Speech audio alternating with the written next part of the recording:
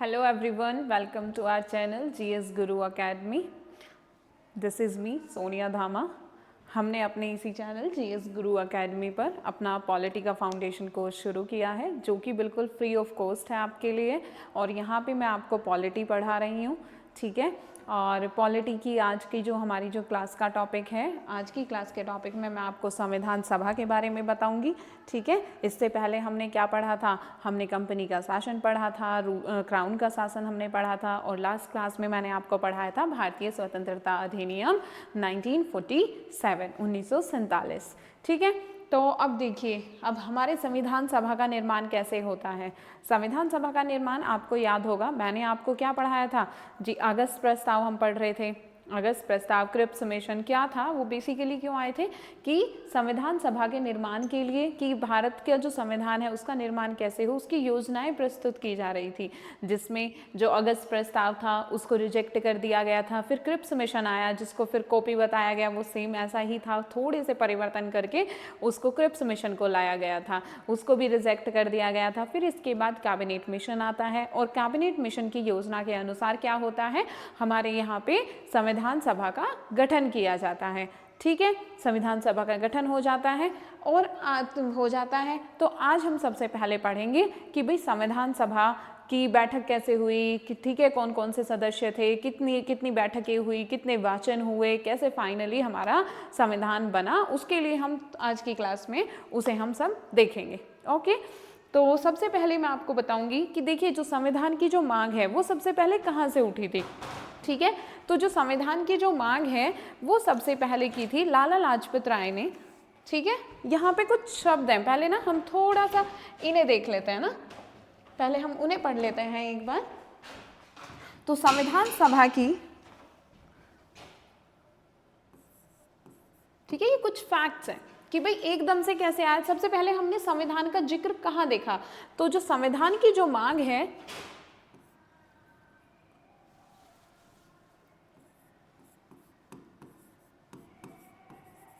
संविधान की मांग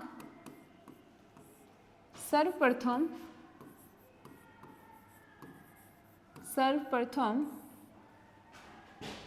बाल गंगाधर तिलक ने, ठीक है, बाल गंगाधर तिलक ने अपने स्वराज विधेयक था इनका, ठीक है. स्वराज विधेयक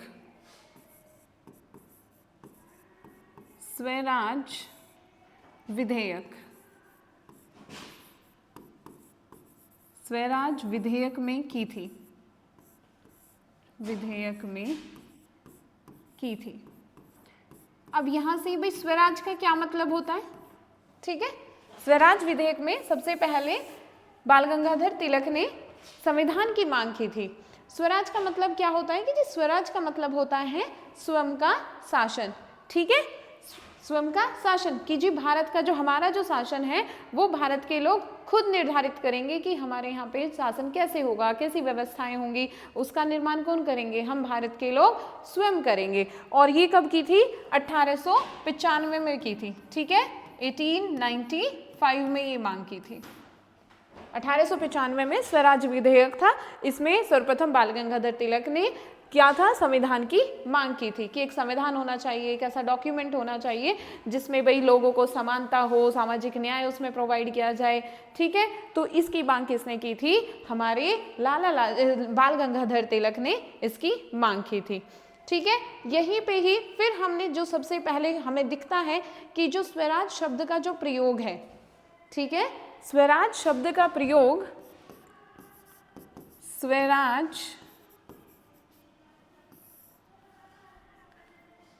स्वराज शब्द का प्रयोग महर्षि दयानंद थे, जिन्होंने क्या किया था, आर्य समाज की स्थापना की थी. स्वराज शब्द का प्रयोग महर्षि दयानंद की, इनकी पुस्तक है सत्यार्थ प्रकाश. महर्षि दयानंद की पुस्तक है, इनकी पुस्तक का नाम क्या है, सत्यार्थ प्रकाश, सत्यार्थ प्रकाश में मिलता है। ठीक है, स्वराज शब्द का जो प्रयोग है वो हमें महर्षि दयानंद की पुस्तक सत्यार्थ प्रकाश में मिलता है। ठीक है, 1875 में, 1875 में इन्होंने ये पुस्तक लिखी थी। इसमें सबसे पहले स्वराज शब्द का हमें प्रयोग देखने को मिलता है। ठीक है, किसका? स्वराज शब्द की हम बात कर रहे हैं। स्वराज का अर्थ क्या होता है? स्वयं का शासन, स्वयं का शासन। ठीक है, स्वयं का शासन, स्वयं का शासन। ठीक है, और यहीं पे ही जब हम इसकी, ठीक है, अब जब हम यहाँ पे इसकी मांग करते हैं तो इसका जो आधिकारिक प्रयोग है, ठीक है, स्वराज शब्द का जो आधिकारिक प्रयोग है ये सर्वप्रथम स्वराज शब्द का, स्वराज शब्द का आधिकारिक प्रयोग, स्वराज शब्द का आधिकारिक प्रयोग सर्वप्रथम, मतलब आधिकारिक रूप से कब इसका प्रयोग किया गया था?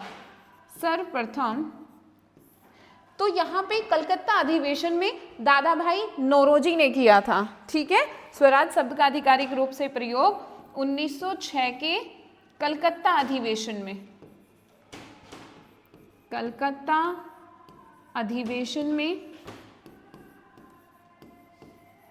कलकत्ता अधिवेशन में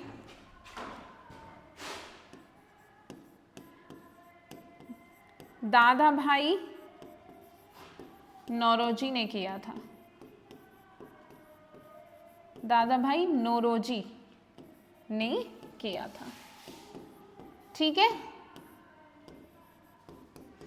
अब ये थे कुछ हमारे संविधान से रिलेटेड, स्वराज शब्द से रिलेटेड कुछ हमारे फैक्ट्स जो हमें याद रखने चाहिए। ठीक है, अब यहाँ पे ही हम इसकी बात करेंगे। अब हम आते हैं अपना किस पे? संविधान सभा पे हम बात करेंगे। ठीक है, तो संविधान सभा की जब मैं आपको बात बताती हूँ तो संविधान सभा का हमें पता है भाई, संविधान सभा का गठन की जो योजना है वो कहाँ पे प्रस्तुत की गई थी भाई? कैबिनेट मिशन में। माना कि जैसा आपको क्लास की शुरुआत में ही बताया था कि भाई क्या हुआ था, अगस्त प्रस्ताव आया, क्रिप्स मिशन आया जिनको रिजेक्ट कर दिया गया, फिर कैबिनेट मिशन आया और कैबिनेट मिशन के आधार पे क्या हुआ, एक संविधान सभा का गठन किया जाता है। ठीक है, तो क्या क्या प्रावधान थे? तो ठीक है, तो यहाँ पे ही अब हम बात करेंगे अपना कॉन्स्टिट्यूएंट असेंबली के बारे में, फैक्ट्स के बारे में हम यहाँ पे बात करेंगे।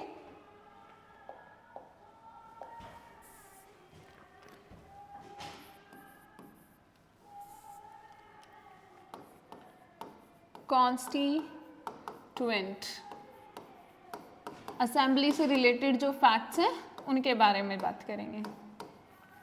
तो ठीक है, तो आधिकारिक रूप से यहाँ पे पहली बार, ठीक है, यहाँ पे इंपॉर्टेंट फैक्ट हमारा क्या होता है? पहली बार आधिकारिक रूप से, फर्स्ट टाइम, ठीक है, फर्स्ट टाइम औपचारिक रूप से, ठीक है, पहली बार औपचारिक रूप से, औपचारिक रूप से संविधान सभा की मांग, संविधान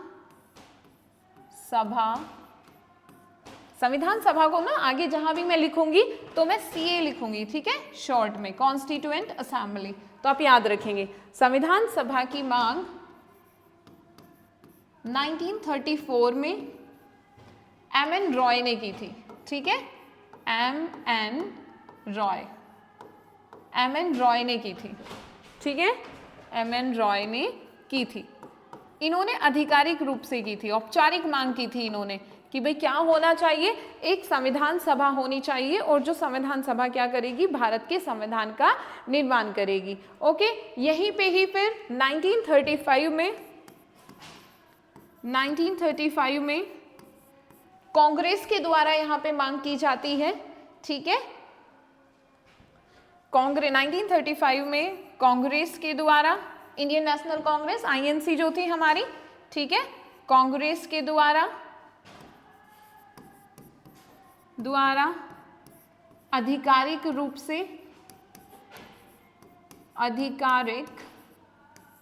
रूप से कॉन्स्टिट्यूएंट असेंबली, ठीक है, के गठन की मांग की जाती है, गठन की मांग की जाती है। फिर यहीं पे 1938 में पंडित नेहरू, कांग्रेस की तरफ से ही बात करेंगे, है ना, पंडित नेहरू कांग्रेस की तरफ से आईएनसी लिखूं या फिर कांग्रेस लिख दूं, आईएनसी, ओके, आईएनसी, ठीक है, इंडियन नेशनल कांग्रेस। 1938 में पंडित नेहरू जो है वो आईएनसी की तरफ से मांग करते हैं, आईएनसी की तरफ से यहाँ पे घोषणा करते हैं, यहाँ पे घोषणा करते हैं, घोषणा क्या की जाती है, घोषणा करते हैं कि जो संविधान सभा के जो सदस्य होंगे उनका जो चुनाव है ना, जो संविधान का निर्माण किया जाएगा वो वयस्क मताधिकार के द्वारा चुने गए सदस्यों के द्वारा जो निर्मित जो संविधान सभा है उसके द्वारा किया जाएगा, ठीक है। तो यहाँ पे पंडित नेहरू जी कहते हैं कि जो संविधान का जो निर्माण है, शॉर्ट में लिखती हूं, ओके, संविधान का निर्माण वयस्क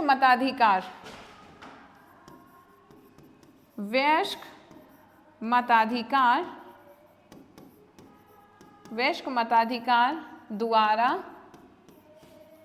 चुने गए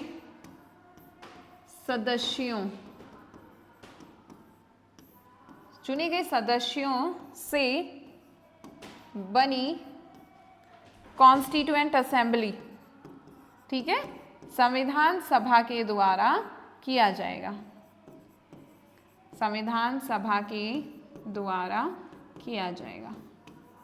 अब आपको पता है जब मैं आपको कैबिनेट मिशन पढ़ा रही थी तो कैबिनेट मिशन में योजना प्रस्तुत की गई थी ना संविधान सभा के निर्माण की।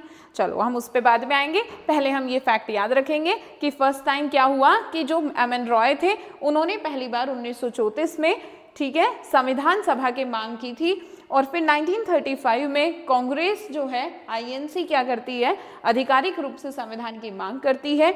वहीं पे 1938 में पंडित नेहरू जी के द्वारा ये घोषणा की जाती है कि जो संविधान का निर्माण है वो संविधान सभा में वो लोग करेंगे जिनको वयस्क मताधिकार के द्वारा चुना गया है, ठीक है। अब यहाँ पे ही क्या होता है, अब इसके कॉन्सिक्वेंस में हमें पता है कि भाई अब यहाँ पे क्या हुआ था कि भाई क्या आता है फिर, अब यहाँ पे संविधान सभा के निर्माण के लिए ही तो क्या होता है, फिर भाई क्या होता है, क्रिप्स मिशन आता है, जैसे कि थोड़ा सा साइड में लिख लेते हैं कि भाई क्या होता है, यहाँ पे अगस्त प्रस्ताव आता है जैसे, है ना। ये सब किस लिए आ रहे थे, देखा जाए तो जितने भी हमारे भाई हमने रेगुलेटिंग एक्ट पढ़े, पहले हम एक्ट पढ़ रहे थे जब हम कंपनी का शासन पढ़ रहे थे, तो उस टाइम में भी वो भारत को भाई पहले तो ये जो ब्रिटिशर्स थे ये व्यापार करने ही आए थे, है ना, लेकिन उन्होंने धीरे धीरे क्या किया, यहाँ पे क्षेत्रीय शक्ति को भी अपनी को बढ़ाना शुरू कर दिया, फिर ये यहाँ पे भारत की राजनीति में भी इन्वॉल्व हो गए, ठीक है। फिर इन्होंने कि भाई अब हम इनके यहाँ के संविधान भी बनाएंगे, इनके फिर स्वतंत्रता की बात हुई, हम स्वतंत्र भी हो गए, ठीक है। 1947 का अधिनियम आ गया, ओके, उसके द्वारा स्वतंत्रता के लिए बोला गया कि भाई इस दिन आपको स्वतंत्र कर दिया जाएगा, ओके। तो अब यहाँ पे क्या होता है कि ये आ रहा था, जैसे कि अगस्त प्रस्ताव आया था, अगस्त प्रस्ताव आया था कि भारत के लिए एक संविधान सभा होगी, कैसे होगी, कैसे भारत का संविधान का निर्माण किया जाएगा, जिसमें जो चर्चिल थे ना, है ना, चर्चिल तो चाहते ही नहीं थे कि भारत को स्वतंत्रता मिले, तो उन्हीं के द्वारा, तो उन्हीं के टाइम पे ये आया था अगस्त प्रस्ताव। तो ये भी बोल रहे थे कि अगर चर्चिल बोलते हैं कि अगर भारत स्वतंत्र हो भी गया ना, तो ये जो भारत के लोग हैं ये तो अपने देश के संविधान को चला ही नहीं पाएंगे, ठीक है। अब यहाँ पे अगस्त प्रस्ताव आता है, भाई इसको भी रिजेक्ट कर दिया जाता है। इसके बाद क्या आता है, क्रिप्स मिशन आता है, क्रिप्स मिशन को भी यहाँ पे रिजेक्ट कर दिया जाता है। फिर यहाँ पे आता है, इसके बाद आता है कैबिनेट मिशन, ठीक है। अब कैबिनेट मिशन जब आता है तो कैबिनेट मिशन में भी कुछ खामियां थी, लेकिन क्या होता है कि लास्ट में इसको भी क्या कर लिया जाता है, इसी को एक्सेप्ट कर लिया जाता है और कैबिनेट मिशन ही क्या है, योजना देता है, योजना प्रोवाइड करता है, योजना देता है। इसमें प्रावधान किए जाते हैं कि जो भारत का संविधान है वो कैसे बनेगा, ठीक है। और इसके अनुसार ही कैबिनेट मिशन कौन सा था, 1946 के अनुसार क्या प्रावधान किया गया था, यहाँ पे ही इसके अनुसार ये बताया गया था कि कितने सदस्य होंगे, कितने सदस्य होंगे, इसी में ही था ना, इसमें क्या प्रावधान थे, तो यहाँ पे प्रावधान थे, थोड़ा सा रिवाइज करेंगे कैबिनेट मिशन हमने पढ़ा था, थोड़ा सा रिवाइज करेंगे। यहाँ पे क्या था, ये प्रावधान किया गया था कि जो संविधान सभा होगी, कॉन्स्टिट्यूएंट असेंबली CA लिख देती हूँ, ठीक है, कॉन्स्टिट्यूएंट असेंबली मतलब संविधान सभा, कि संविधान सभा में जो सदस्य होंगे, सदस्यों की संख्या, संविधान सभा में सदस्यों की संख्या 389 होगी, ठीक है, 389 होगी, जिसमें से कितने 292 जो सदस्य होंगे ये कहाँ से आएंगे, ये ब्रिटिश प्रांत से आएंगे, ये ब्रिटिश प्रोविंसेस से आएंगे, और जो यहाँ पे कितने सदस्य हमारे होंगे, यहाँ पे 292 तो इन्होंने बोल दिया था कि ये कहाँ से आएंगे, ये ब्रिटिश प्रांत से आएंगे, और हमारे यहाँ पे ही 4 मेंबर जो हैं ये कहाँ से आएंगे, ये कमिश्नरी एरिया से आएंगे, ठीक है, कमिश्नरी क्षेत्र से आएंगे, कमिश्नरी क्षेत्र से आएंगे। और यहाँ पे फिर कितने बचे, जो हमारे 93 थे, 93 के लिए बोला गया कि ये कहाँ से आएंगे, देसी रियासतों से आएंगे, ये हमारे देसी रियासतों से आएंगे। ओके, तो इस तरह से बोला गया था कि जो संविधान सभा के जो 389 सदस्य होंगे उनका इस तरह से बंटवारा होगा। 292 कहाँ से आएंगे, ब्रिटिश प्रोविंसेस से। प्रोविंसेस की संख्या कितनी थी, 11 प्रोविंसेस थे टोटल, है ना, 11 प्रोविंसेस थे टोटल, और 4 कमिश्नरी क्षेत्र थे। कौन कौन से क्षेत्र थे आप बताएंगे, मुझे कमेंट बॉक्स में ज़रूर बताएं कि 4 कमिश्नरी क्षेत्र कौन से थे। मैंने आपको लास्ट की 2-3 क्लासेस में मैं आपको बता चुकी हूँ कौन कौन से कमिश्नरी एरिया थे, ठीक है। अब यहाँ पे 93 देसी रियासतें थी। इस तरह से यहाँ पे सीटों का ये सदस्य का बंटवारा किया गया था कि भाई इतने सदस्य होंगे और यहाँ से इतने सदस्य आएंगे। यहाँ पे ही दूसरा प्रावधान ये किया जाता है कि अब देखो यहाँ पे क्या होता है, इसी के साथ पहले यहाँ पे ये बोला जाता है कि यहाँ से जो होंगे, ये जो सदस्य यहाँ से प्रोविंसेस से आएंगे और कमिश्नरी एरिया से आएंगे, ये सदस्य कैसे आएंगे, ये निर्वाचित होकर आएंगे, है ना, इलेक्शन होगा इसके लिए, ये इलेक्शन से आएंगे। और यहाँ पे ही ये जो हमारे देसी रियासतों से सदस्य थे ये कैसे आएंगे, ये मनोनीत होके आएंगे कि यहाँ के जो भाई राजा हैं वो क्या कर देंगे, इन्हें नॉमिनेट कर देंगे, ठीक है। अब निर्वाचित होंगे तो इनका जो है, इनका इलेक्शन होना था, ठीक है। अब ये कितने थे, 296 मेंबर्स, 296 मेंबर्स का क्या होना है, इलेक्शन होना है। तो अब इनके चुनाव होते हैं, जुलाई अगस्त में इनके चुनाव होते हैं, ठीक है। अब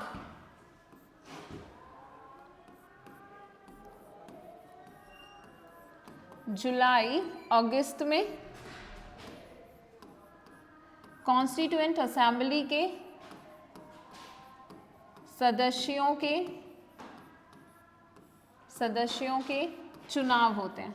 अब ये चुनाव कितने मेंबर्स के लिए होते हैं, 296 मेंबर्स के लिए चुनाव होते हैं। और ये कहा जाता है, ये जो चुनाव है ना, चुनाव कैसा होना था, अप्रत्यक्ष चुनाव होना था, ठीक है।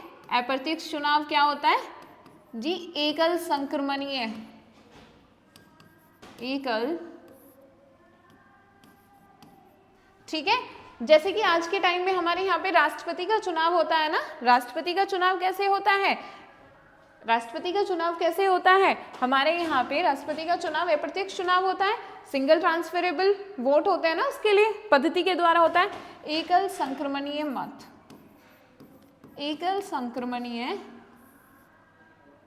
मत के द्वारा होगा, single transferable system, single transferable मत, ठीक है। सिंगल ट्रांसफरेबल वोट के माध्यम से यहाँ पे इनका इलेक्शन होगा, इनका चुनाव होगा, ठीक है। और यहाँ पे सिंगल ट्रांसफरेबल वोट के माध्यम से आपको पता है कैसे होता है, ये जब हम प्रेसिडेंट मैं आपको पढ़ाऊंगी जब अच्छे से बताऊंगी, लेकिन थोड़ा सा यहाँ पे समझ लेते हैं, ठीक है। अप्रत्यक्ष चुनाव क्या होता है, यहाँ पे कैसे होना था कि जी ये जो यहाँ पे विधानमंडल थे ना, अब भारतीय जनता तो डायरेक्ट वोट नहीं करेगी, हमें कितना हमें मिला था, अप्रत्यक्ष चुनाव होना था। अब अप्रत्यक्ष चुनाव कैसे होता है भाई, जैसे आज के टाइम में हमारे यहाँ पे भी किसका चुनाव होता है, प्रेसिडेंट का, राष्ट्रपति का चुनाव क्या है, अप्रत्यक्ष चुनाव होता है, एकल संक्रमणीय मत पद्धति के द्वारा चुनाव होता है। पहले मैं आपको यही थोड़ा सा बताती हूँ यहाँ पे क्या होता है।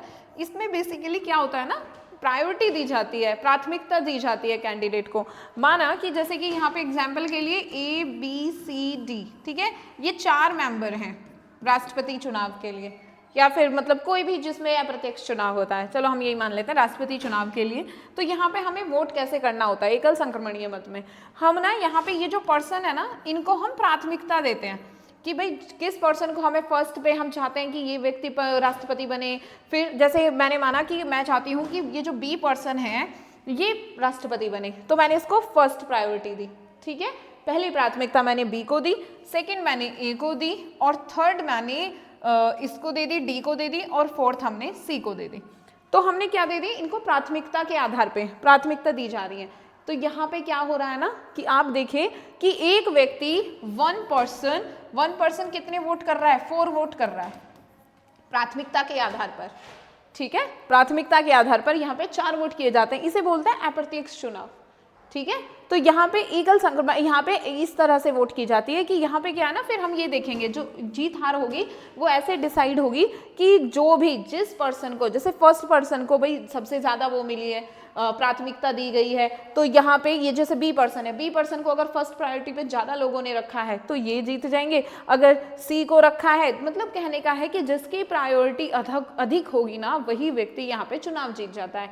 सखी आज है, अब यहाँ पे अप्रत्यक्ष चुनाव होना था, ठीक है। अब ये अप्रत्यक्ष चुनाव कैसे होना था, यहाँ पे इसके माध्यम यहाँ पे बोला गया था कि भाई हमारे यहाँ तो जो वो थे ना विधानमंडल के सदस्य थे, तो हमने यहाँ पे पढ़ा था कितने थे विधानमंडल में, यहाँ पे 1585 सदस्य थे, ठीक है।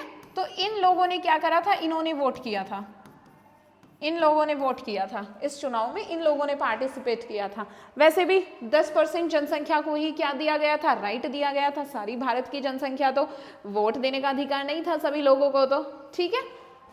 चले यहाँ पे हुआ, अब हम थोड़ा सा आपने ये समझ लिया, अब इसके बाद हम समझेंगे कि चुनाव का क्या परिणाम होता है। अब यहाँ पे परिणाम ये होता है चुनाव का, इसका चुनाव का परिणाम ये होता है, परिणाम रिजल्ट, ठीक है। परिणाम क्या होता है कि यहाँ पे जो हमारे 208 वो हैं, ठीक है, 208 जो सीट हैं वो कौन जीत जाती है, कांग्रेस जीत जाती है, ठीक है। 208 सीटें यहाँ पे कांग्रेस जीत जाती है, और यहीं पे जो 73 सीट है, ठीक है, 73 जो सीट है वो मुस्लिम लीग जीत जाती है, मुस्लिम लीग जीत जाती है, और जो 15 सीट्स हैं वो अन्य जीत जाते हैं, अन्य अदर। अन्य में कौन कौन थे, जैसे यहाँ पे निर्दलीय लड़ रहे थे जो, ठीक है, निर्दलीय लड़ रहे थे, यहाँ पे निर्दलीय में जो 8 पार्टीज होती हैं, ठीक है, 8 पार्टी होती हैं, और यहीं पे ही जो कुछ और भी छोटी छोटी पार्टियां होती हैं, अन्य पार्टियां होती हैं, छोटी छोटी पार्टियां भी थी बहुत सारी, तो अन्य पार्टियां, छोटी पार्टियां होती हैं, ये कितनी सीट जीत जाती हैं, ये यहाँ पे 7 सीट्स यहाँ पे इन्हें मिलती हैं, ठीक है। तो इस तरह से हो गई ना 15 सीटें, तो इस तरह से ये चुनाव के नतीजे रहते हैं यहाँ पे, ठीक है। 208 कांग्रेस को, 73 मुस्लिम लीग को, और यहाँ पे अब भाई ये चुनाव भी हो जाता है। अब बात आती है संविधान सभा के निर्माण की कि भैया संविधान सभा का गठन किया जाए। अब यहाँ पे ही ये होता है कि यहाँ पे होता है कि भाई मुस्लिम लीग तो अपना अलाप शुरू कर देती है कि हम तो इस चुनाव का बहिष्कार करते हैं, हम तो शामिल नहीं होंगे, ठीक है। चलो इसे समझने से पहले थोड़ा सा यहाँ पे क्या है ना, संविधान सभा में यहाँ पे ना कुछ सीटें आरक्षित भी थी, ठीक है। तो जो आरक्षित सीटें थी उनका बंटवारा किस तरह से था हम उन्हें देखेंगे, ठीक है। संविधान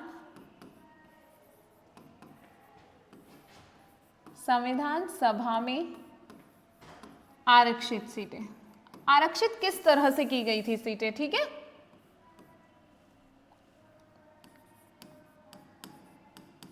आरक्षित सीटें, तो आरक्षण जो प्रोवाइड किया गया था वो इस तरह से था कि यहाँ पे जो जनरल था, मतलब साधारण को जो सीटें दी गई थी वो यहाँ पे दी गई थी 213, ठीक है, साधारण, ठीक है, साधारण को, जनरल जनसंख्या को,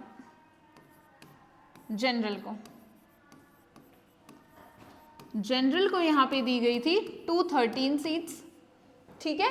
और यहीं पे जो मुस्लिम लीग थी, मुस्लिम लीग शॉर्ट में लिख रही हूँ मैं, ठीक है, ये मैंने लिखा है तो इसका मतलब क्या हो गया, मुस्लिम लीग हो गया। मुस्लिम लीग को यहाँ पे दी गई थी 73 सीट्स, और यहीं पे ही जो सिख थे, सिख को दी गई थी यहाँ पे 4 सीट, सिख कम्युनिटी को दी गई थी 4 सीटें, और जो महिलाएं थी, ठीक है, वुमेन्स को यहाँ पे दी गई थी 15 सीट्स। तो थी ना हमारी संविधान सभा में, कॉन्स्टिट्यूशन की संविधान सभा जो थी उसमें 15 महिलाएं थी, ठीक है, तो 15 सीटें यहाँ पे महिलाओं को दी गई थी। यहीं पे एससी को दी गई थी,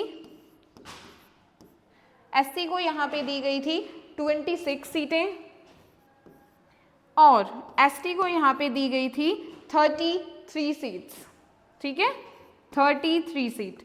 तो इस तरह से यहाँ पे सीटों का ये बंटवारा था, ठीक है। अब यहाँ पे ही थोड़ा सा एक मैं आपको और फैक्ट यहाँ पे बताती हुई चलूंगी। ये जो 15 महिलाएं थी, तो संविधान सभा की जो पहली बैठक हुई थी, यहाँ से क्वेश्चन पूछ लिया जाता है डायरेक्टली, है ना।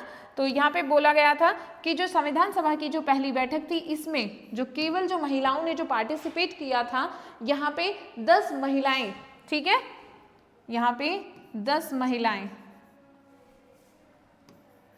10 महिला, 10 वुमेन्स फर्स्ट मीटिंग में शामिल हुई थी। फर्स्ट मीटिंग में 10 महिला थी, 10 वुमेन्स कहाँ थी, फर्स्ट मीटिंग में शामिल हुई थी, और लास्ट मीटिंग में 8 महिला लास्ट मीटिंग में शामिल हुई थी। महिला लास्ट मीटिंग में, संविधान सभा की जिस दिन लास्ट मीटिंग हुई थी ना, उसमें 8 महिलाएं शामिल हुई थी।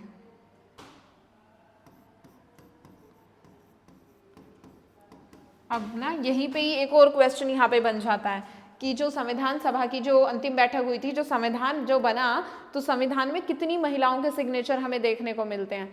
तो उसमें जो सिग्नेचर है ना, वो हमें भाई लास्ट मीटिंग में 8 महिलाएं शामिल हुई थी, तो कितने के मिलेंगे, 8 के ही मिलेंगे। अब यहाँ पे ना थोड़ा सा कॉन्फ्लिक्ट आ जाता है, क्योंकि कुछ लोग जो हैं, मतलब जैसे लोग तो नहीं, कुछ आयोग, जैसे कि जब मैं उत्तर प्रदेश आयोग की बात करती हूँ, तो उत्तर प्रदेश आयोग इसमें मानता है कि जो 8 महिलाएं थी उनके सिग्नेचर हुए थे, ठीक है। यहीं पे जब हम एसएससी की बात करते हैं तो वो 11 महिलाओं को सही मानता है कि 11 महिलाओं के सिग्नेचर थे। तो आप इसे अपने आंसर के अकॉर्डिंग, जिस भी स्टेट का पेपर देते हैं उसके अकॉर्डिंग आप इसे देख लेंगे, जो भी पेपर आप दे रहे हैं, ओके। तो यहाँ पे ये था कि किस तरह से जो सीटें थी उनको आरक्षित किया गया था। अब इसके बाद हम देखते हैं कि यहाँ पे ही अब हम थोड़ा सा बात करेंगे कार्य प्रणाली पे। अब भाई ये तो हमारी संविधान सभा तो बन गई, ठीक है, संविधान सभा बन गई, चुनाव हो गया, संविधान सभा का गठन हो जाता है। अब यहाँ पे ही संविधान सभा के गठन होने के बाद अब यहाँ पे होती है हमारे संविधान सभा की पहली बैठक। तो अब हम बात करेंगे कार्य प्रणाली, कैसे चलती है कार्य प्रणाली, है ना, कार्य कैसे शुरू हुआ, ठीक है। अब यहाँ पे कार्य प्रणाली में जो सबसे पहले हमारी जो फर्स्ट बैठक होती है, फर्स्ट मीटिंग, मीटिंग बोल लें या फर्स्ट बैठक बोल लें, ठीक है, जो फर्स्ट बैठक होती है वो होती है 9 दिसंबर 1946 को, ठीक है। संविधान सभा की पहली बैठक, कार्य प्रणाली, यहाँ पे फर्स्ट मीटिंग समझ गए ना आप, रुके यहाँ पे लिख देते हैं फर्स्ट मीटिंग किसकी, कॉन्स्टिट्यूएंट असेंबली की। कार्य प्रणाली फर्स्ट मीटिंग 9 दिसंबर 1946 को कॉन्स्टिट्यूएंट असेंबली की बात कर रहे हैं हम, ठीक है, शॉर्ट में लिख दिया थोड़ा ज़्यादा ही, कॉन्स्टिट्यूएंट असेंबली।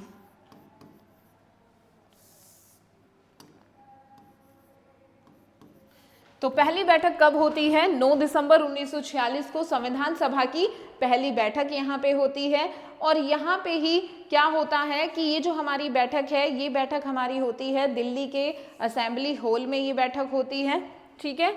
संविधान सभा की पहली बैठक 9 दिसंबर 1946 को कहाँ पे, दिल्ली के असेंबली हॉल में, ठीक है, दिल्ली के असेंबली हॉल या फिर सेंट्रल हॉल भी, ठीक है, सेंट्रल हॉल में होती है, 11 बजे होती है, ठीक है, 11 बजे से ये शुरू होती है, बजे से शुरू होती है, ठीक है। तो संविधान सभा की जो पहली बैठक है वो 9 दिसंबर 1946 को दिल्ली के असेंबली हॉल या सेंट्रल हॉल में 11 बजे से शुरू होती है, 11 बजे होती है। अब यहाँ पे प्रथम बैठक में क्या क्या बातें हुई, ठीक है, अब इससे रिलेटेड हम फैक्ट्स को पढ़ेंगे। ओके, तो यहाँ पे प्रथम बैठक में क्या था, यहाँ पे प्रथम बैठक फर्स्ट मीटिंग से रिलेटेड अब हम बात करेंगे।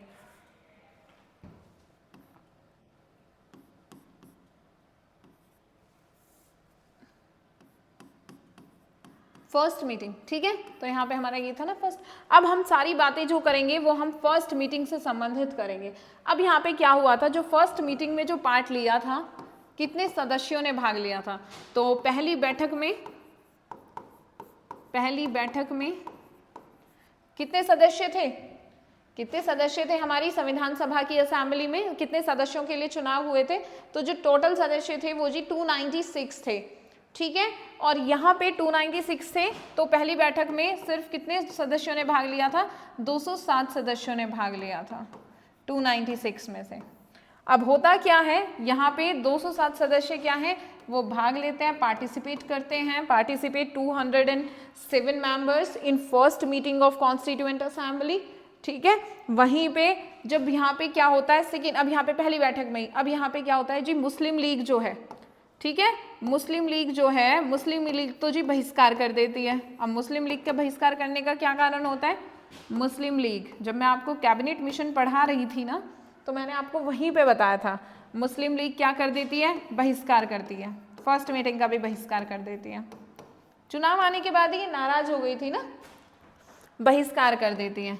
अब इसका ये था, क्योंकि ये तो ये डिमांड कर रहे थे ना कि भाई हमारे लिए पाकिस्तान की मांग इनकी चल रही थी, वो तो अब इन्होंने ये उठा दिया था, यहाँ पे ये उठाया कि अब तो हमारे लिए क्या करें, आप अलग संविधान, हमारा जब संविधान होगा तो अलग होगा, तो हमारा जो संविधान है उसके निर्माण के लिए हमारी जो संविधान सभा है वो भी अलग होनी चाहिए, ठीक है। तो यहाँ पे ये भी अपना अलग अलाप अपना शुरू कर देते हैं, और क्या करती है, जो फर्स्ट मीटिंग है उसमें ये फर्स्ट मीटिंग को ये बहिष्कार करती हैं, उसमें ये पार्ट नहीं लेती हैं। इसी के लिए यहाँ पे जो हमारे कौन है, बी एन राव को यहाँ पे ये जिम्मेदारी दी जाती है कांग्रेस के द्वारा, ठीक है। बी एन राव को ये जिम्मेदारी दी जाती है कि आप क्या करें ना, मुस्लिम लीग को मना के इसको कैसे भी ये यहाँ पे कॉन्स्टिट्यूएंट असेंबली में पार्ट ले ले, इनको शामिल कर लें आप, है ना, संविधान सभा में। क्योंकि इस टाइम पे तो क्या भारत पाकिस्तान विभाजन तो चाह नहीं रहा था, 1946 में तक भी हम तो चाह नहीं रहे थे, यही तो मांग रहे थे, इन्होंने डिमांड शुरू कर दी थी 1940 1941, फिर तो भाई हाई लेवल पे इनकी डिमांड थी पाकिस्तान की, ठीक है। तो मुस्लिम लीग बहिष्कार कर देती है। यहीं पे एक वो है कि भाई यहाँ पे जिम्मेदारी दी जाती है बी एन राव को कि आप क्या करें, मुस्लिम लीग को बना ले। मुस्लिम लीग के कौन थे नेतृत्वकर्ता, यहाँ पे कौन थे, जिन्ना थे। अब जो जिन्ना थे वो बी एन राव के यहाँ पे जिगरी थे, उनके अच्छे दोस्त थे, ठीक है, तो इसलिए इनको जिम्मेदारी दी जाती है। लेकिन लास्ट में शामिल हो जाती है, ठीक है, लेकिन फर्स्ट मीटिंग में शामिल नहीं होती है। यहाँ पे ही थर्ड पॉइंट यहाँ पे फर्स्ट मीटिंग से बनता है कि जो देसी रियासतें हैं, ठीक है, देसी रियासतें भी फर्स्ट मीटिंग में भाग नहीं लेती, ये भी फर्स्ट मीटिंग में भाग नहीं लेती हैं, ये भाग नहीं लेती हैं, ठीक है, पार्टिसिपेट नहीं करती, आई नहीं थी मतलब ये उस दिन इन्होंने पार्टिसिपेट नहीं किया। देसी रियासतें भी फर्स्ट मीटिंग में भाग नहीं लेती हैं, तो इसीलिए सिर्फ कितने सदस्यों ने पार्टिसिपेट किया था, सिर्फ 207 सदस्यों ने, 296 सदस्यों में से जो निर्वाचन टोटल सदस्य थे उनमें से सिर्फ कितने 207 सदस्यों ने ही फर्स्ट मीटिंग में भाग लिया था यहाँ पे, ठीक है। आप ये फैक्ट्स यहाँ पे याद रखेंगे कि कौन कौन से पूछ लिया जाता है कि किसने यहाँ पे कौन कौन सी पार्टी, कौन कौन से दल थे, है ना, किसने, मुस्लिम लीग ने क्या पार्ट लिया था, नहीं लिया था, ठीक है। इसीलिए ना यहाँ पे एक स्टेटमेंट आती है, जो चर्चिल है ना, कौन थे इस टाइम पे, ब्रिटेन के पीएम थे चर्चिल, यहाँ पे बोलते हैं, चर्चिल एक स्टेटमेंट देते हैं और ये बोलते हैं कि ये जो फर्स्ट मीटिंग हुई है ना, ये तो ऐसी हुई है कि जिसकी जो शादी है कि जो ये तो ऐसा विवाह है कि जिसकी दुल्हन ही गायब है। चर्चिल कहते हैं कि ये ऐसा विवाह है जिसकी दुल्हन ही गायब है। जिसकी दुल्हन ही गायब है। ये चर्चिल की स्टेटमेंट यहाँ पे आती है, पूछ लिया जाता है। तो ये इन्होंने, चर्चिल ने किसको कहा था? फर्स्ट मीटिंग को कहा था कॉन्स्टिट्यूएंट असेंबली की। ठीक है, अब यहाँ से ही हम अपनी शुरू करेंगे। अब यहाँ पे ही क्या होता है, इसी में नेक्स्ट यहाँ पे क्या होता है, फर्स्ट मीटिंग में ही, ये हमारी फर्स्ट मीटिंग हुई 9 दिसंबर 1946 को ही। यहाँ पे इससे रिलेटेड नेक्स्ट प्रोविजन यहाँ पे आता है कि इसी दिन हमारी जो इस सभा के जो अस्थायी अध्यक्ष हैं, ठीक है, इसी दिन क्या 9 दिसंबर 1946 को संविधान सभा की कॉन्स्टिट्यूएंट असेंबली, लिख देती हूँ CA, कॉन्स्टिट्यूएंट असेंबली के अस्थायी अध्यक्ष, temporary president of constituent assembly किसको बनाया जाता है? डॉक्टर सच्चिदानंद सिन्हा को बनाया जाता है। ठीक है, डॉक्टर सच्चिदानंद सिन्हा को बनाया जाता है, सिन्हा को बनाया जाता है। ठीक है, अब ये जो है इन्हें इसलिए बनाया जाता है, इन्हें ये जो बनाया जाता है, इन्हें जो अध्यक्ष बनाया जाता है डॉक्टर सच्चिदानंद सिन्हा को, कि फ्रेंच परंपरा के आधार पे बनाया जाता है। फ्रेंच परंपरा का जो सुझाव था किसके आधार पे बनाया जाता है? फ्रेंच परंपरा के आधार पर। फ्रेंच परंपरा क्या थी कि जब फ्रांस ने अपना वो बनाया, संविधान बनाया, तो यहाँ पे इन्होंने क्या किया था कि जो अपना जो इनकी जो संविधान सभा के जो सबसे बुजुर्ग व्यक्ति थे, ठीक है, उन्हें इन्होंने अपना अध्यक्ष बना दिया था। तो यही थी फ्रेंच परंपरा। तो यहाँ पे ये जो फ्रेंच परंपरा है, इसका जो प्रस्ताव है, इसका जो सुझाव है, फ्रेंच परंपरा का जो सुझाव है, ये हमारे यहाँ पे JB कृपलानी ने दिया था। ठीक है, JB कृपलानी ने दिया था। तो यहाँ पे उस टाइम पे जो ये हमारे डॉक्टर सच्चिदानंद सिन्हा थे, उस संविधान सभा में ये सबसे बुजुर्ग व्यक्ति थे, सबसे बुजुर्ग व्यक्ति थे, इसीलिए इन्हें संविधान सभा का अध्यक्ष बनाया गया था। ये सबसे बुजुर्ग थे, ओल्ड थे। ठीक है, सबसे ज़्यादा ओल्ड थे ये यहाँ पे इस टाइम पे। ये इतना कहा जाता है कि ये इतने बीमार थे कि ये ढंग से खड़े भी नहीं हो पाते थे। तो इन्होंने इवन ये बोल दिया था जब ये अपनी स्पीच देने के लिए खड़े हुए थे कि अगर मैं अपनी स्पीच नहीं पूरी कर पाता हूँ तो जो JB कृपलानी जी हैं वो मेरी स्पीच को पूरी करेंगे। ठीक है, तो आप यहाँ पे याद रखेंगे कि यहाँ पे क्या हुआ था कि संविधान सभा का जो अस्थायी अध्यक्ष है वो डॉक्टर सच्चिदानंद सिन्हा को बनाया गया था। ठीक है, अब यहाँ पे ही क्या होता है, अब होती है हमारी यहाँ पे सेकेंड मीटिंग। ठीक है, सेकेंड मीटिंग की हम बात करेंगे, दूसरी बैठक।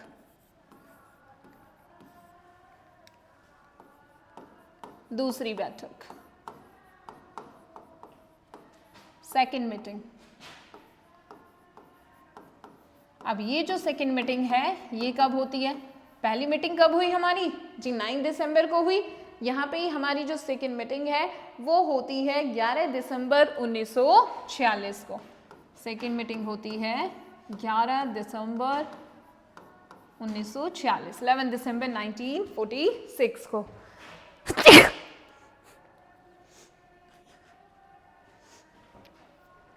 होती है। ठीक है, तो हमारी जो सेकेंड मीटिंग है वो होती है 11 दिसंबर 1946 को। अब यहाँ पे सेकेंड मीटिंग में क्या क्या होता है? तो सेकेंड मीटिंग में जी यहाँ पे सबसे पहले हमारे यहाँ पे जो अस्थायी अध्यक्ष थे ना अभी तक, तो स्थायी अध्यक्ष बनाया जाता है।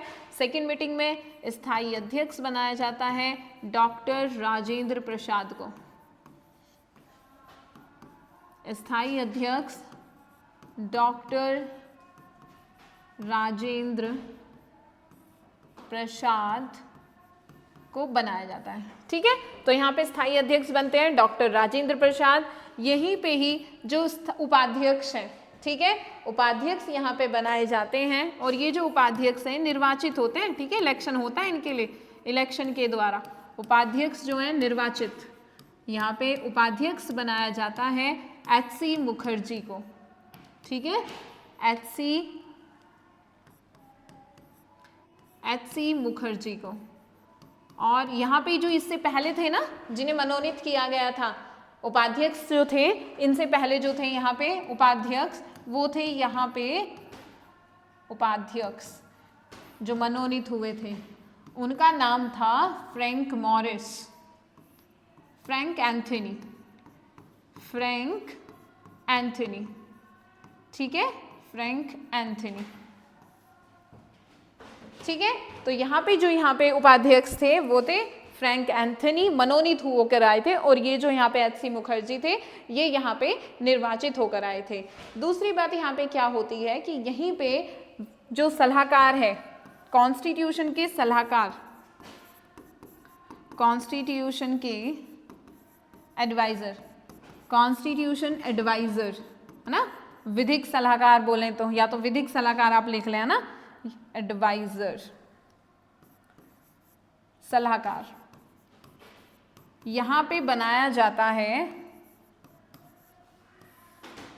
यहां पे क्या बनाए जाते हैं सेकेंड मीटिंग में, कॉन्स्टिट्यूशन के हमारे यहाँ पे एडवाइजर बनाए जाते हैं, और यहाँ पे इन्हें बनाया जाता है बी.एन. राव को, ठीक है, बी.एन. राव को। बैनिगल नरसिंह राव था इनका पूरा नाम, बैनिगल नरसिंह राव, बैनिगल नरसिंह राव था। इन्हें क्या बनाया जाता है, विधिक सलाहकार यहाँ पे बनाया जाता है, ठीक है, विधिक सलाहकार, कॉन्स्टिट्यूशन एडवाइजर यहाँ पे बनाया जाता है, लीगल एडवाइजर यही होते हैं यहाँ पे, ठीक है। अब इसके बाद होती है कॉन्स्टिट्यूशन की, हमारी कॉन्स्टिट्यूएंट असेंबली की थर्ड मीटिंग, ठीक है। अब थर्ड मीटिंग में यहाँ पे क्या क्या प्रावधान किए जाते हैं, जो थर्ड मीटिंग हमारी होती है वो होती है हमारी थर्ड मीटिंग 13 दिसंबर, तीसरी बैठक, ठीक है, तीसरी बैठक। यहाँ पे जो थर्ड मीटिंग होती है वो होती है 13 दिसंबर 1946 को। अब इसी वाली मीटिंग में यहाँ पे क्या होता है, यहाँ पे पेश किया जाता है उद्देश्य प्रस्ताव, ठीक है, यहाँ पे पेश किया जाता है उद्देश्य प्रस्ताव, पंडित नेहरू के द्वारा, पंडित नेहरू के द्वारा उद्देश्य प्रस्ताव पेश किया जाता है, उद्देश्य प्रस्ताव, उद्देश्य प्रस्ताव पेश किया जाता है। अब उद्देश्य प्रस्ताव में क्या था, उद्देश्य प्रस्ताव में ये था कि जो हमारा जो संविधान है वो कैसा होगा, उसकी संरचना कैसी होगी, उसका ढांचा कैसा होगा, कैसा संविधान हमारा होगा, कैसे व्यवस्थाएं रन होगी, उसको हमारे उद्देश्य प्रस्ताव में पेश किया गया था। जैसे कि जो हमारी जो प्रियम्बल है, ठीक है, प्रस्तावना है हमारे कॉन्स्टिट्यूशन की, वो क्या है, उद्देश्य प्रस्ताव ही तो उसका आधार है, और प्रस्तावना सार है संविधान का। अब ऐसा बोला जाता है, ये सही बात भी है कि अगर हमें किसी देश का संविधान जानना है तो अगर हम वहाँ के प्रस्तावना पढ़ लें तो हमें अंदाज़ा लग पाएगा कि वहाँ के संविधान में क्या क्या है, वहाँ का देश कितना खुशहाल है, उन्होंने अपने देश को कितने राइट्स, कितनी ड्यूटीज़, क्या क्या उन्होंने दिया है, ठीक है। तो यहाँ पे पेश किया बताया गया था कि जैसे उद्देश्य प्रस्ताव में यहाँ पे बोला था कि हम क्या करेंगे, हम भारत के लोगों को, जो हमारा जो संविधान है, जो हम संविधान का जो निर्माण करेंगे वो संविधान सभी को धर्मनिरपेक्षता, है ना, धर्मनिरपेक्षता क्या होता है कि राज्य का कोई धर्म नहीं होगा, सामाजिक स्वतंत्रता, सामाजिक न्याय, मतलब स्वतंत्रता प्रदान करने वाला होगा, न्याय प्रदान करने वाला होगा, ये सब बातें हमारे उद्देश्य प्रस्ताव में की गई थी यहाँ पे, ठीक है। अब भाई ये उद्देश्य प्रस्ताव जो है, उद्देश्य प्रस्ताव को जो स्वीकार किया गया था, एक्सेप्टेंस मिली थी, तो उद्देश्य प्रस्ताव को जो स्वीकार किया गया था, एकदम से तो इसको स्वीकार नहीं किया था, स्वीकार किया था, ये किया गया था 22 जनवरी 1947 को, ठीक है, 22 जनवरी 1947 को उद्देश्य प्रस्ताव को यहाँ पे स्वीकृति मिली थी, ठीक है। अब इसके बाद यहाँ पे ही क्या होता है, इसको क्या मिल गया, यहाँ पे स्वीकृति मिल गई। अब ये जो हमारा उद्देश्य प्रस्ताव है, यही क्या बना था, उद्देश्य प्रस्ताव ही, उद्देश्य प्रस्ताव ही हमारे संविधान की प्रस्तावना का आधार बना। हमारे लिखने की जरूरत नहीं है, हम बात कर रहे हैं, हमारा ही संविधान है, ठीक है। उद्देश्य प्रस्ताव संविधान की प्रस्तावना का आधार बना।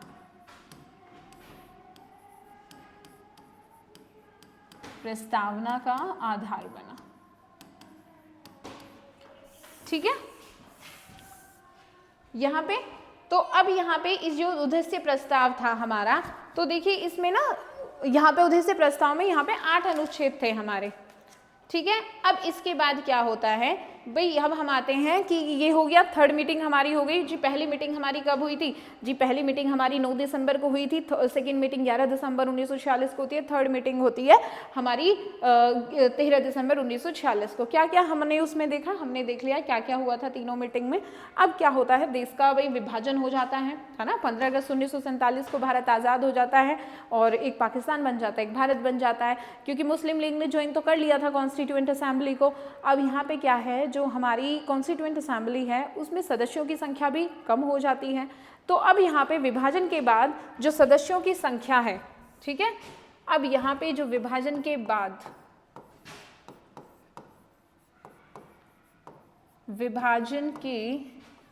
बाद कॉन्स्टिट्यूएंट असेंबली में सदस्यों की संख्या यहाँ पे जो सदस्यों की संख्या है वो 299 रह जाती है।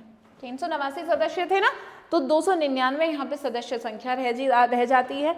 और 299 सदस्यों का इनका बंटवारा कैसे होता है? अब यहाँ पे बोला जाता है कि जो 229 सदस्य होंगे, मेंबर होंगे, ये कैसे होंगे, ये कहाँ से आएंगे? ये जी प्रांत से आएंगे।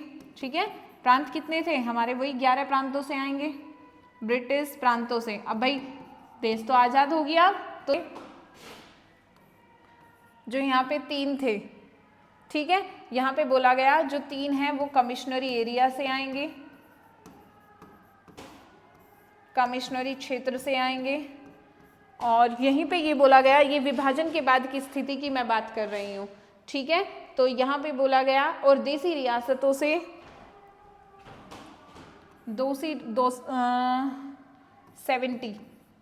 70 यहाँ पे कहाँ से आएंगे? देसी रियासतों से आएंगे।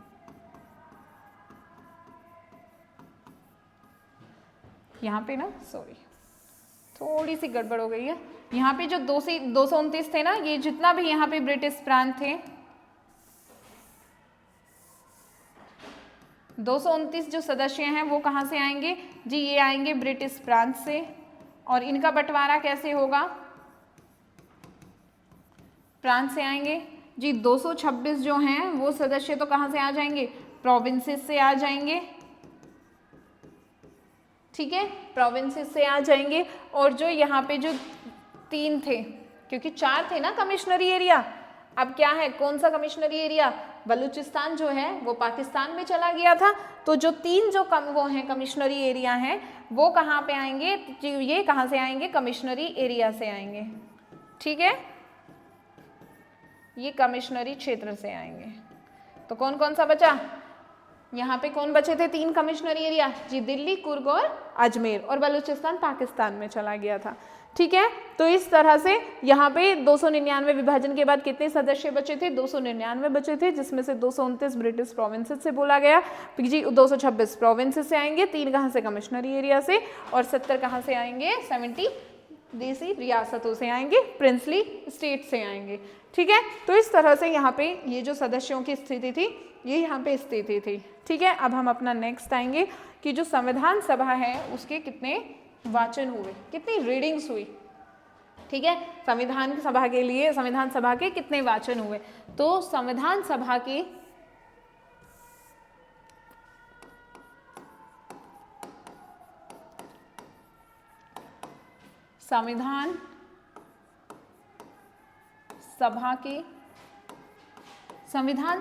3 वाचन हुए थे।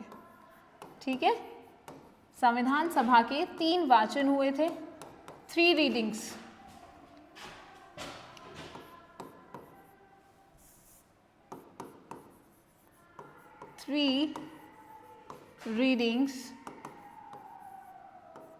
Of constituent assembly.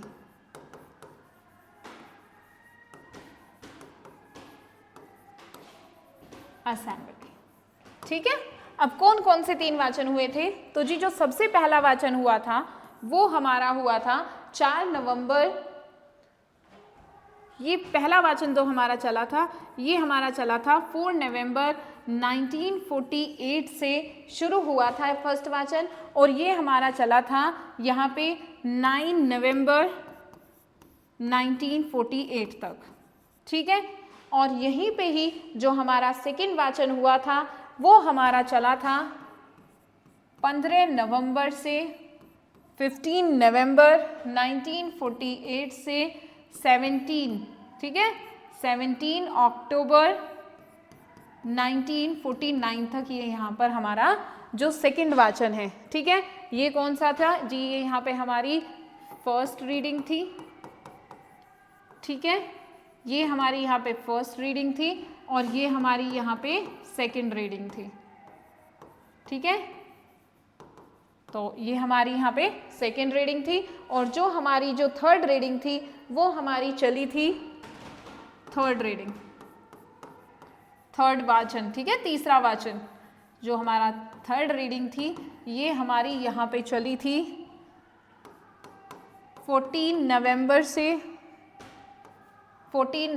से ये चली थी यहाँ पे हमारी 26 नवंबर 1949 तक, ठीक है।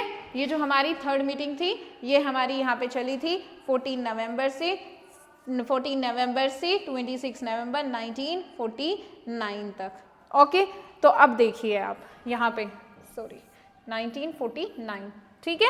तो जो हमारी फर्स्ट रीडिंग थी वो हमारी 4 नवंबर 1948 से 9 नवंबर 1948 तक चली, और यहाँ पे ही इसको जो पहला वाचन था, फर्स्ट वाचन को बोला जाता है कि ये सबसे छोटा वाचन था, सबसे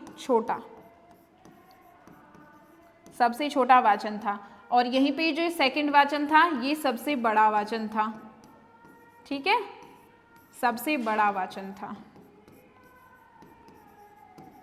अब ये जो यहाँ पे हमारा जो थर्ड रीडिंग हमारी हुई थी 14 नवंबर से 26 नवंबर 1949 तक चली थी, और इस दिन 26 नवंबर 1949 को ही हमने क्या किया था? अपने संविधान को अपना लिया था, संविधान को अंगीकृत कर लिया था, संविधान को अंगीकृत किया, एडप्ट किया, ठीक है, आता ना, enact, adopt the Indian Constituent Assembly, the Indian Constitution हमारी प्रीएम्बल में ही बोला गया है ना कि आज 26 नवंबर 1949 को हम अपने संविधान को अपनाते हैं, उसको अंगीकृत करते हैं। तो 26 नवंबर 1949 को हमने क्या किया था? अपने संविधान को अंगीकृत किया था, ठीक है। और इसी दिन 26 नवंबर को ही हम किस दिन के रूप में मनाते हैं, किस दिवस में मनाते हैं? 26 नवंबर को ही संविधान दिवस के रूप में मनाया जाता है, संविधान दिवस, कॉन्स्टिट्यूशन डे, संविधान दिवस भी हम 26 नवंबर को मनाते हैं, कॉन्स्टिट्यूशन डे,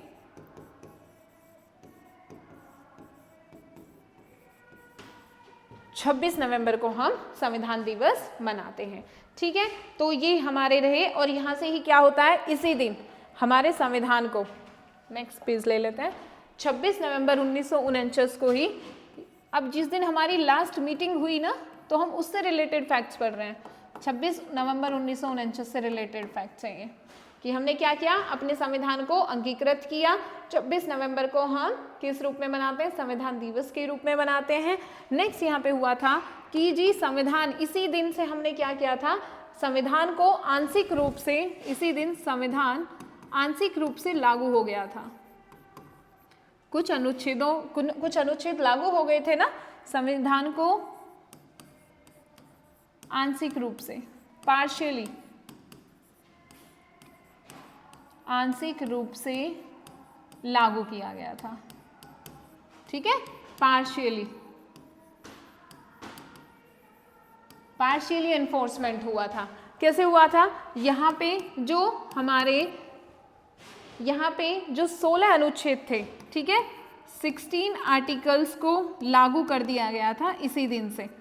26 नवंबर 1949 से ही हमारे 16 अनुच्छेद लागू हो गए थे। और यहाँ पे हमारे कौन से थे ये अनुच्छेद थे जी? अनुच्छेद कौन सा हमारा? अनुच्छेद 5, ठीक है, 5, 6, 7, 8, 9 और यहाँ पे 60 आर्टिकल, 326 अनुच्छेद और यहाँ पे ही हमारा अनुच्छेद 366 के बाद यहाँ पे हमारा 367 के बाद 379 और 379 के बाद 380 और 380 के बाद 388 और इसके बाद यहाँ पे हमारा 391, 392, 393 और 394, ठीक है। ये हमारे यहाँ पे अनुच्छेद थे। 246 हो गए हैं, ठीक है। 16 हमारे ये अनुच्छेद ये क्या हुए थे? ये हमारे 26 नवंबर 1949 से ही ने लागू कर दिया गया था, ठीक है। कंप्लीट जो हमारा संविधान है वो तो हमारा कब लागू हुआ था भाई? 26 जनवरी 1950 से, ठीक है। पूर्ण रूप से जो हमारा जो संविधान है रूप से 26 जनवरी 1950 को। इसी दिन को हम किस रूप में मनाते हैं? यही हमारा क्या है? Republic day. इस दिन हम गणतंत्र बन गए थे, ठीक है। मैंने बताया था ना कि अब यहाँ से अब इस दिन के बाद हम अब किसी पे क्यों नहीं था कि भारत क्यों क्या बना दिया था कि जब तक आपका संविधान नहीं बन जाता तब तक आप क्या करेंगे? आप ब्रिटिश कॉमनवेल्थ के सदस्य बने रहेंगे। तो यहाँ से ही फिर इसको इस दिन जब हमारा संविधान बन गया था ना तो ब्रिटिश कॉमनवेल्थ की सदस्यता को भी समाप्त कर दिया गया था। ओके, चलें। अब यहाँ पे क्या होता है? संविधान सभा की लास्ट बैठक कब होती है? तो संविधान सभा की जो अंतिम बैठक होती है वो होती है 24 जनवरी 1950 को, ठीक है।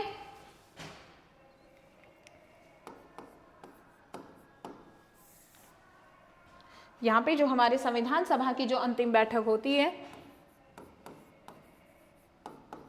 संविधान सभा की जो हमारी अंतिम बैठक 24 जनवरी 1950 को होती है। और इसी दिन यहाँ पे हमारे क्या होता है भाई? हम 24 जनवरी 1950 को ही कि जी राष्ट्रीय ज्ञान को अपनाया जाता है, राष्ट्रीय गीत को अपनाया जाता है और इसी दिन हमारे क्या राष्ट्रपति जी चुने जाते हैं, डॉक्टर राजेंद्र प्रसाद को, ठीक है। तो संविधान सभा की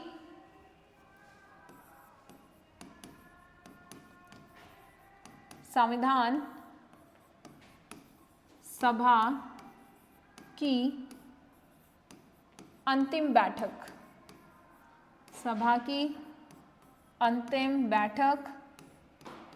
24 जनवरी, ठीक है, 1950 को होती है। 1950 को होती है। अब इस दिन क्या क्या होता है, ठीक है। 24 जनवरी 1950 को हम क्या क्या अपनाते हैं? तो यहाँ पे ही इस दिन सबसे पहला काम क्या होता है जी? राष्ट्रीय ज्ञान को अपनाया जाता है। राष्ट्रीय ज्ञान को भी इसी दिन अपनाया जाता है, ठीक है। राष्ट्रीय ज्ञान को इसी दिन अपनाया जाता है। चलो लिख ही देते हैं। राष्ट्रीय गान को अपनाया जाता है। सबसे पहले राष्ट्रीय गान कब गाया गया था? याद है आपको? सबसे पहले जो राष्ट्रीय गान है उसे 1911 के कलकत्ता अधिवेशन में, है ना, सबसे पहले राष्ट्रीय गान को गाया गया था। सबसे पहले कब गाया गया था? तो यहाँ पे इसको गाया गया था, यहाँ पे दिसंबर, ठीक है, यहाँ पे 27 दिसंबर 1911 को कलकत्ता अधिवेशन में।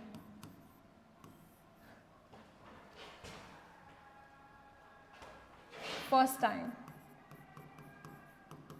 टाइम गाया गया था 27 दिसंबर 1911 को कलकत्ता अधिवेशन में इसे गाया था। अब आपको पता है इसमें क्या क्या हुआ था कलकत्ता अधिवेशन में? तो जी कलकत्ता अधिवेशन में ही सबसे पहले यहाँ पे जो कलकत्ता अधिवेशन होता है, यहाँ पे क्या हुआ था? 1905 का बंगाल विभाजन होता है ना, तो यहाँ पे बंगाल विभाजन को रद्द किया जाता है। बंगाल विभाजन को रद्द किया जाता है। यहाँ पे क्या है कि इस दिन जो जॉर्ज पंचम है वो आते हैं इस दिन कलकत्ता अधिवेशन में, और वो ही क्या कर रहे हैं कि बंगाल विभाजन को रद्द करेंगे। ठीक है, जॉर्ज पंचम आते हैं, बंगाल विभाजन रद्द होता है, वैसे हिस्ट्री का है ये, ठीक है, लेकिन हम याद रख लेते हैं, बंगाल विभाजन को रद्द किया जाता है। और यहाँ पे जो सेकेंड यहाँ पे बात होती है जी, यहाँ पे जो भारत की राजधानी है, भारत की राजधानी कहाँ, दिल्ली स्थानांतरित हो रही है, दिल्ली स्थानांतरित होती है, ट्रांसफर होती है, ठीक है, ट्रांसफर की जाती है। और कब बन जाती है, 1912 में फिर दिल्ली भारत की राजधानी बन जाती है। ठीक है, और यहाँ पे 1911 में ये जो पहली बार गाया गया था, इसको बांग्ला भाषा में गाया गया था। ठीक है, 1911 में बांग्ला भाषा में गाया गया था। राष्ट्रीय गान को जो लिखा है वो लिखा है रविंद्रनाथ टैगोर ने, रविंद्रनाथ टैगोर ने राष्ट्रीय गान को लिखा है। इसका जो समय है, राष्ट्रीय गान को गाने का जो समय है वो है 52 सेकेंड। ठीक है, 52 सेकेंड इसको गाने का समय है। और इसको सबसे पहले जब यहाँ पे गाया गया था तो बांग्ला भाषा में इसको गाया गया था, बांग्ला भाषा में गाया गया था। और आज भी आमार सोनार बंगला, ठीक है, ये बांग्लादेश का क्या है, बांग्लादेश का राष्ट्रीय गान है, बांग्लादेश का राष्ट्रीय गीत है ये आज भी। ठीक है, तो समय 52 सेकेंड होता है यहाँ पे। तो ये थे हमारे यहाँ पे राष्ट्रीय गान से संबंधित फैक्ट। अब इसी में यहाँ पे क्या होता है, इसी दिन हम 24 जनवरी 1950 को ही सेकेंड यहाँ पे होता है कि राष्ट्रीय गीत को भी अपनाया जाता है। ठीक है, राष्ट्रीय गीत को अपनाते हैं। राष्ट्रीय गीत क्या है हमारा, राष्ट्रीय गीत वंदे मातरम, वंदे मातरम। ठीक है, वंदे मातरम किसने लिखा है, ये लिखा है बंकिम चंद्र चटर्जी ने, बंकिम चंद्र चटर्जी। ठीक है, और ये जो है ये भी 2 भाषाओं में है, बांग्ला और संस्कृत में इसको लिखा गया था, 2 भाषाओं में इसको लिखा गया था, बांग्ला और संस्कृत में। ठीक है, बांग्ला और संस्कृत में इसे लिखा गया था। यहीं पे जो हमारे राष्ट्रीय गीत को गाने का समय है, इसको गाने का जो समय है, राष्ट्रीय गीत को गाने का समय जो है यहाँ पे है हमारा, इसका समय 65 सेकेंड्स। ठीक है, 65 सेकेंड्स। ओके, तो भैया राष्ट्रीय ज्ञान को हमने यहाँ अपनाया, राष्ट्रीय गीत को यहाँ पे अपनाया, और यहीं पे ही नेक्स्ट यहाँ पे होता है कि जो इसी दिन 24 जनवरी 1900 किसकी हम बात कर रहे हैं, हम अंतिम बैठक की बात कर रहे हैं। 24 जनवरी 1950 को ही राष्ट्रपति चुने जाते हैं, राष्ट्रपति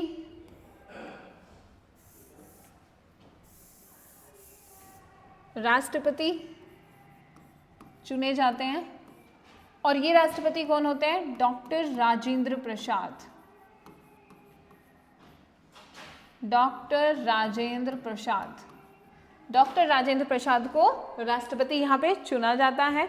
ठीक है, और यहाँ पे ही इस दिन जो अंतिम बैठक में जो सदस्य हैं, जो संविधान सभा में जो उपस्थित होते हैं, जो जिनके सिग्नेचर हमें मिलते हैं, तो 284 लोगों ने, ठीक है, जो साइन किए थे, 284 मेंबर्स ने साइन किए थे। ठीक है, सिग्नेचर साइन किए थे।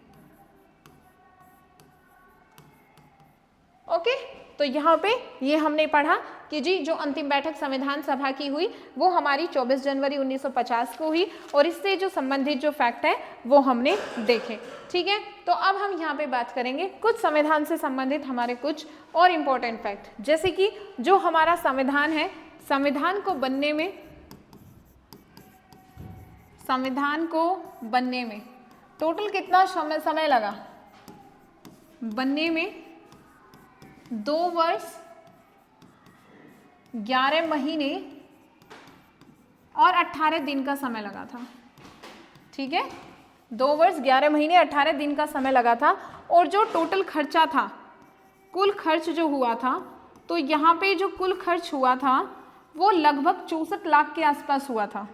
ठीक है, 64 लाख के आसपास हुआ था। मतलब यहाँ पे मतलब इसकी जो वैल्यू आती है कि भाई 63 लाख, यहाँ पे 63,96,729 रुपए, ठीक है, यहाँ पे खर्च हुए थे कि भाई बनाने में, क्योंकि जब हमारा संविधान सभा ये संविधान बना था तो संविधान बनने से पहले भाई 60 देशों के संविधान का, है ना, 60 देशों के संविधान का आकलन किया गया था, 60 देशों के संविधान को देखा गया था, पढ़ा गया था। 60 देशों के संविधान का आकलन करने के बाद हमारे देश का संविधान बना था।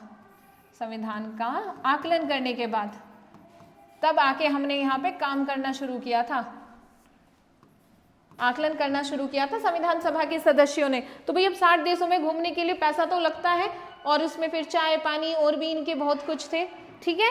तो यहाँ पे फिर क्या होता है कि अब इसके बाद यहाँ पे जो टोटल खर्चा 63,96,729 रुपये लगते हैं, लगभग 64 लाख आप यहाँ पे कह सकते हैं, कुछ ही रुपयों की कमी है, ठीक है। यहाँ पे कुल खर्च ये हो गया। 60 देशों के संविधान का आकलन करने के बाद क्या हुआ था, हमारा संविधान बना था। और ये जैसे कि मैंने आपको शुरू वाली क्लास में ही बताया था कि भाई जो संविधान है, संविधान को मूल रूप से 2 भाषाओं में लिखा गया था, 2 प्रतिलिपि थी, है ना।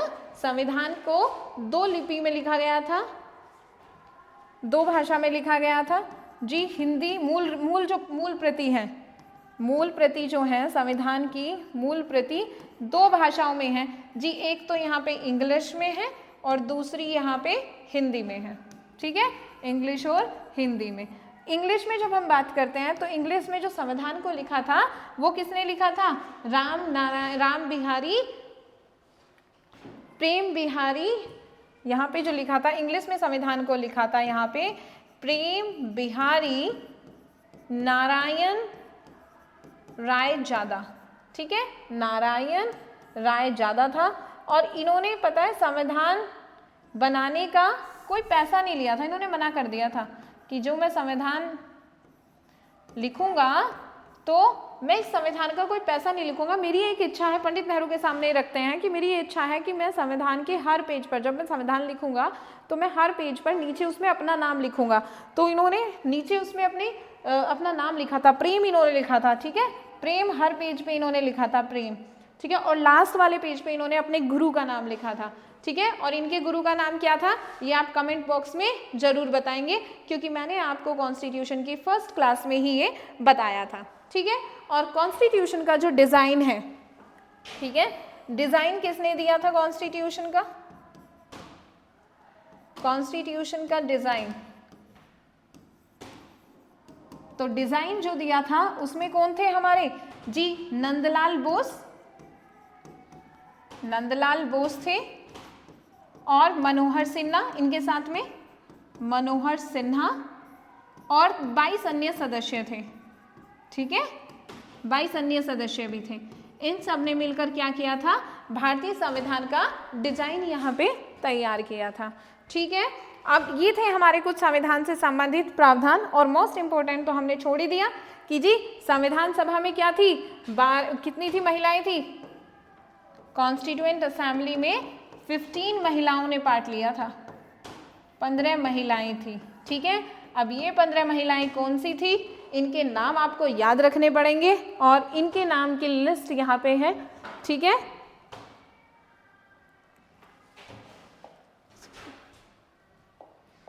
ठीक है, ये लिस्ट है, ये थी 15 महिलाएं जिन्होंने भारतीय संविधान सभा में जिन्होंने पार्ट लिया था। ये हमारा जब संविधान बना था तो उसमें ये प्रेजेंट थी। यहाँ पे जो हमारी फर्स्ट थी वो थी अम्बु स्वामीनाथन, ठीक है। और यहाँ पे जो सेकंड थी हंसा जिवराज मेहता, थर्ड थी दाक्षायणी वेलुयुधन, फोर्थ यहाँ पे थी बेगम एजाज रसूल, ठीक है। और यहाँ पे जो हमारी फिफ्थ थी ये फिर यहाँ पे थी दुर्गाबाई देशमुख, फिर इसके बाद एनी मैस्केरिन, लीला राय, मालती चौधरी, पूर्णिमा बनर्जी और राजकुमारी अमृत कौर, ठीक है। मोस्ट इंपॉर्टेंट पूछ लिया जाता है राजकुमारी अमृत कौर, ठीक है, क्योंकि इन्हें बाद में मंत्रालय भी मिला था, स्वास्थ्य मंत्रालय भी स्वतंत्रता के बाद इन्होंने ही संभाला था, ठीक है, अमृत कौर ने। एम्स जो है इन्हीं की वो है, ठीक है, इन्हीं की वजह से एम्स बना था, ठीक है। अब यहाँ पे रेणुका राय, इसके बाद सरोजनी नायडू, मोस्ट इंपॉर्टेंट आप याद रखेंगे, विजय लक्ष्मी पंडित, पंडित नेहरू जी की बहन थी, और यहाँ पे सुचेता कृपलानी। ये जहाँ यहाँ पे जिन जिन पे मैंने आपको मार्क किया है इनके बारे में आपको याद रखना बहुत जरूरी है, ठीक है। सरोजनी नायडू, विजय लक्ष्मी पंडित, सुचेता कृपलानी। विजय, आप ये कमेंट बॉक्स में मुझे बताएंगे कि सरोजनी नायडू को कौन सा पद मिला था, ये किनसे रिलेटेड कौन सा फैक्ट है जहाँ से क्वेश्चन बनते हैं, वो इंपॉर्टेंट आप बताएंगे कौन थी। मैं आपको थोड़ा सा बता देती हूँ, एक इनमें से गवर्नर थी सुचेता कृपलानी, और सरोजनी नायडू में से एक गवर्नर थी और एक सीएम बनी थी। आप कमेंट बॉक्स में ज़रूर बताएंगे कि कौन क्या थी, कौन क्या बनी थी, ठीक है। तो आप नेक्स्ट क्लास में मुझे आज आपका आंसर कमेंट बॉक्स में ज़रूर चाहिए, आप ज़रूर आंसर करना, ठीक है। तो आज की क्लास में हमने क्या पढ़ा, एक बार ये रिवाइज कर लेते हैं, ठीक है। तो सबसे पहले हमने देखा कि जो संविधान की जो मांग है वो सबसे पहले बाल गंगाधर तिलक ने अपने स्वराज विधेयक में की थी। स्वराज शब्द का जो प्रयोग हमें देखने को मिलता है तो वो महर्षि दयानंद की पुस्तक है सत्यार्थ प्रकाश, उसमें हमें देखने को मिलता है। आधिकारिक रूप से जो स्वराज शब्द का जो प्रयोग किया गया था वो कलकत्ता अधिवेशन 1906 के कलकत्ता अधिवेशन में दादा भाई नौरोजी ने किया था, ठीक है। पहली बार जो औपचारिक रूप से संविधान सभा की जो मांग की गई थी वो एम.एन. रॉय के द्वारा की गई थी, ठीक है। 1935 में कांग्रेस के द्वारा आधिकारिक रूप से संविधान सभा के गठन की मांग की गई, और यहीं पे 1938 में जो पंडित नेहरू जी हैं वो ये डिमांड करते हैं कि जो संविधान सभा के जो सदस्य होंगे उनका जो निर्वाचन है वो वयस्क मताधिकार के द्वारा चुने गए जो सदस्य हैं उनके द्वारा संविधान का निर्माण किया जाएगा, ठीक है। यहाँ पे फिर क्या होता है भाई, संविधान सभा का निर्माण कैसे, इसकी प्रक्रिया हमने देखी थी जी। पहले क्या भाई एक्ट आ रहे थे, ठीक है, वो एक्ट आए, फिर अगस्त प्रस्ताव आया था जिसमें बेसिकली कि संविधान सभा का निर्माण कैसे होगा, संविधान कैसे निर्माण होगा, संविधान का कैसे निर्माण हो सकता है, उसके लिए प्रस्ताव आए, ठीक है। जैसे अगस्त प्रस्ताव आया, क्रिप्स मिशन आया, उसको हमने रिजेक्ट कर दिया था, कैबिनेट मिशन आया, इसको हमने एक्सेप्ट किया, कुछ अमेंडमेंट्स के साथ इसको एक्सेप्ट किया था। इसी में बोला गया था कि जी संविधान सभा के में कितने सदस्य होंगे, 389 सदस्य होंगे, जिसमें इनका डिवाइडेशन इस प्रकार से था, ठीक है। फिर यहाँ पे इनका चुनाव होता है, जुलाई अगस्त में संविधान सभा के सदस्यों के लिए चुनाव होता है, 296 मेंबर्स के लिए चुनाव होता है। चुनाव में जो है कांग्रेस वो बहुमत में आती है, और यहाँ पे क्या है जो इसी के कॉन्सिक्वेंस में मुस्लिम लीग बहिष्कार कर देती है। संविधान सभा में कुछ सीटें जो हैं वो आरक्षित भी की गई थी, तो इसमें जो 213 सीटें थी वो साधारण को, जनरल को मिली थी, 73 मुस्लिम लीग को, 4 जो है वो सिख को मिली थी, और 15 सीटें महिलाओं को, SC को 26 और ST को 33, SC शेड्यूल कास्ट और शेड्यूल ट्राइब, ठीक है। फिर अब भाई कैसे कार्यप्रणाली कैसे शुरू होती है संविधान सभा की, जो संविधान सभा की जो पहली मीटिंग है वो 9 दिसंबर 1946 को होती है, और ये दिल्ली के असेंबली हॉल में मीटिंग का आयोजन किया जाता है। पहली बैठक में 207 सदस्य भाग लेते हैं, क्योंकि मुस्लिम लीग तो बहिष्कार कर देती है अपने पाकिस्तान की मांग को लेकर कि हमारे लिए क्या होना चाहिए, हमारे संविधान का हम निर्माण करेंगे, हमें तो पाकिस्तान चाहिए, तो हमें हमारी असेंबली भी अलग होनी चाहिए, ठीक है। चर्चिल ने कहा था कि ये तो पहली मीटिंग ऐसी थी कि ऐसा था कि जिसमें दुल्हन ही गायब है, ठीक है। और यहाँ पे ही जो कॉन्स्टिट्यूएंट असेंबली के जो अस्थायी अध्यक्ष थे, पहली मीटिंग में ही डॉक्टर सच्चिदानंद सिन्हा को बनाया गया था, ठीक है। सेकंड मीटिंग जो होती है वो 11 दिसंबर 1946 को होती है। यहाँ पे स्थायी अध्यक्ष डॉक्टर राजेंद्र प्रसाद को बनाया जाता है।